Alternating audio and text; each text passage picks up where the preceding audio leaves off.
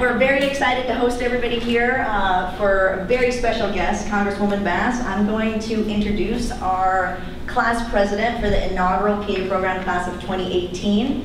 Her name is Ebony Miller. Before she came to CDU, she was a surface warfare officer, command fitness officer, and lieutenant in the U.S. Navy. She's been involved in research projects. She was a medical assistant, track and field coach, and she earned her Master's of Public Health from San Diego State University. So she's going to say a few things to introduce our wonderful guest. Come on up, Eb. Congresswoman Bass' passions are aligned with our own. She worked for nearly a decade as a PA and served as a clinical instructor at the University of Southern California's Keck School of Medicine PA program. Well, I just have to tell you, it really is an honor and very exciting for me to be here with you. I go way back with the PA program here at Drew, and in fact, it was a PA program here that inspired me to be a PA. But what always moved me about Drew was Drew's mission. Drew's mission to me was very much at the core of who I felt I was and wanted to be, and the whole notion of service and going into medicine for that reason. It's great to see you, Sylvia. It was very, very important, and what I loved about the PA profession is how the profession really focused on service in underserved areas, the focus on patient care and interacting with patients.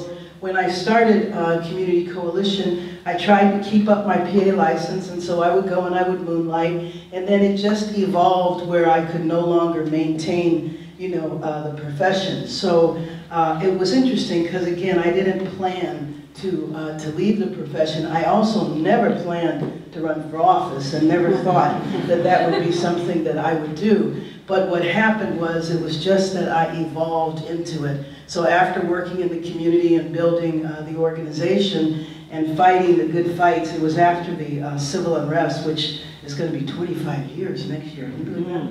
After that, when in the city they burnt down all of the liquor stores and we started a campaign to prevent them from being rebuilt, and then the alcohol industry went up to Sacramento and tried to reverse everything that we were doing, and also in LA City, and I started working on the city council level and then also the state level, that I eventually wound up running for office to essentially work on the same issues I was working on in the community.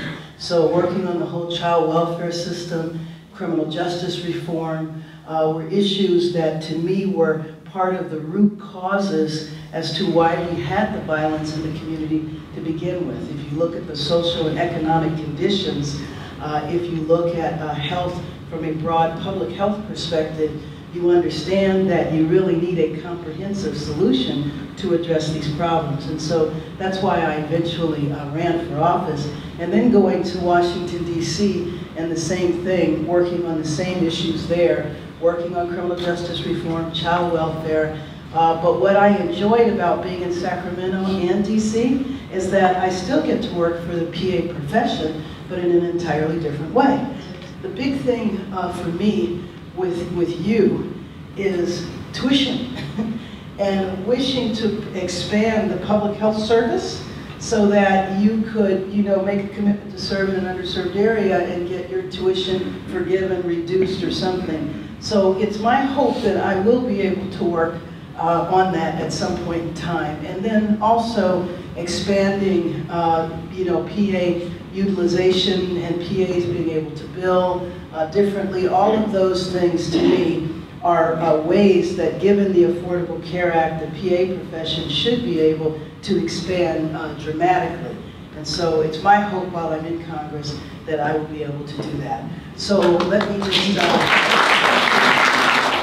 so I read when I was preparing to come here that you guys did a bike ride. And I love that.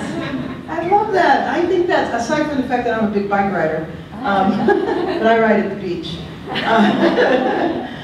You know what I loved about that is that I know that the class that I used to teach at SC was health communication, and the purpose of that was to teach PA students to learn about the communities where they were going to serve.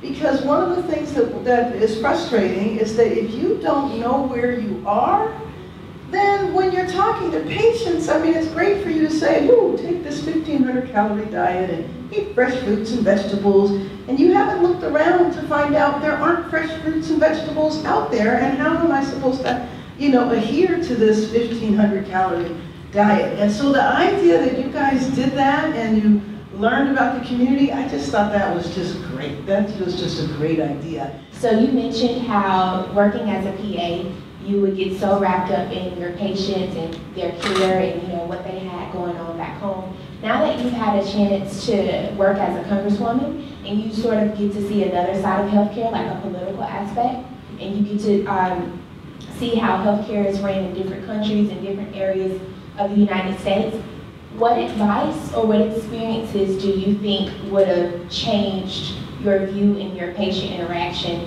I guess maybe I understand more how medicine is political, and how healthcare is political, and seeing, the American Medical Association and the power that it has. That's where I think the PA profession needs to work on, because I don't think the PA profession is mature politically. And by that meaning, the PA profession needs to be way more visible, way more involved. And what I find of the national organizations is because PAs are very committed to working with physicians, sometimes I think they work a little bit too much in the shadow and need to be out there, more on their own. Since you've been in Congress for quite a while now, and it looks like we're making progress, but it's very slow. What, in your mind, you think is the biggest reason why is it that way? The resources are not there. This is the richest country in the history of the planet. And there is no reason in this country why we have homeless people, why we don't have health care that's equal. I can take you to my district. My district goes as far west as UCLA, and there is an abundance of doctors. All over, just an abundance of doctors. And then you come to this area here, where without these institutions, this institution here, the institution across the street, you would have virtually, very, very limited health care. In fact, I'm sure you know the reason the hospital was built over there was after the '65 civil unrest, when they discovered that there was no health care.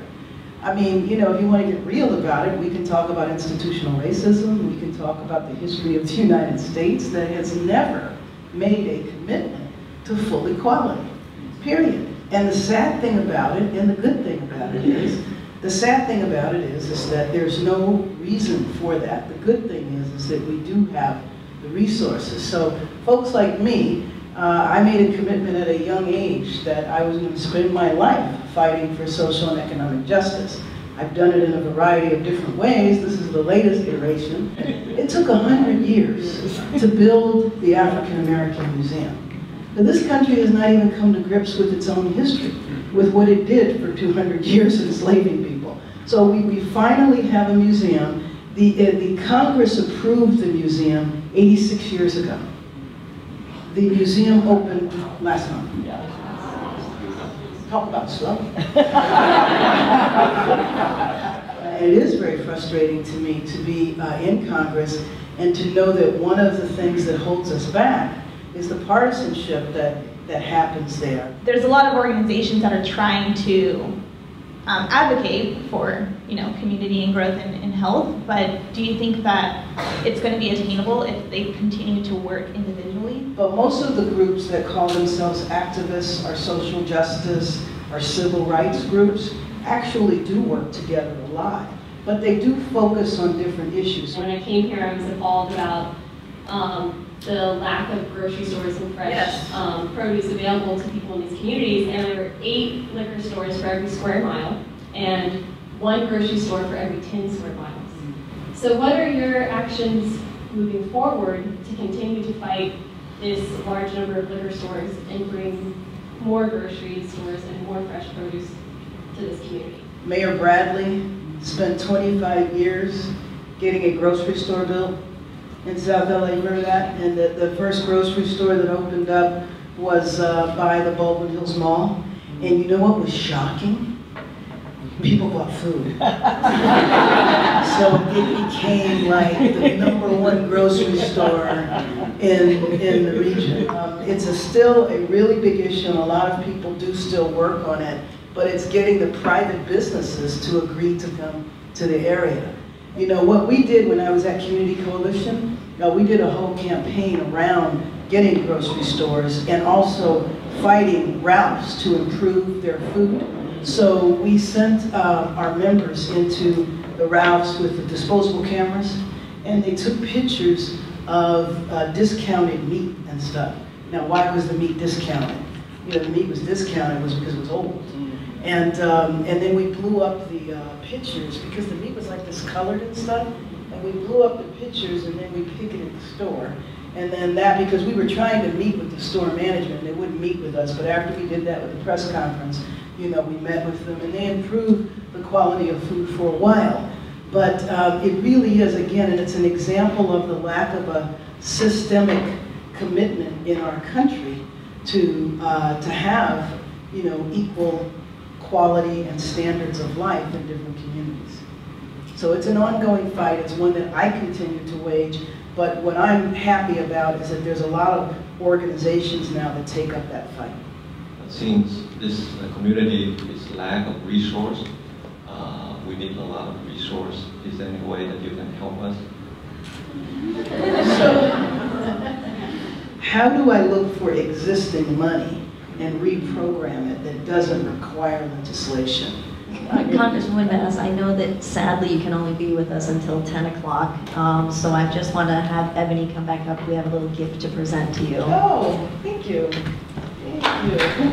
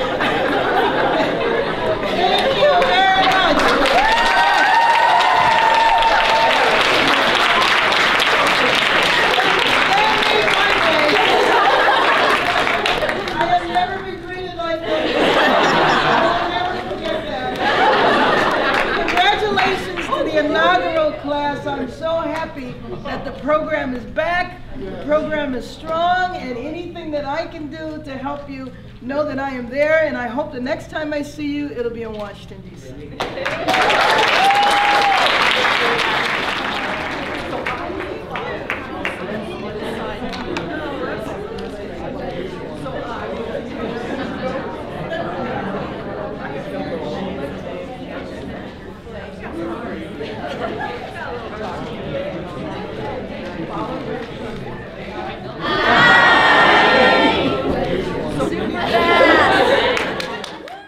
Thank you, Congresswoman Bass, for coming to speak to our school. Very motivational, got me excited for the PA program and its future. Thank you.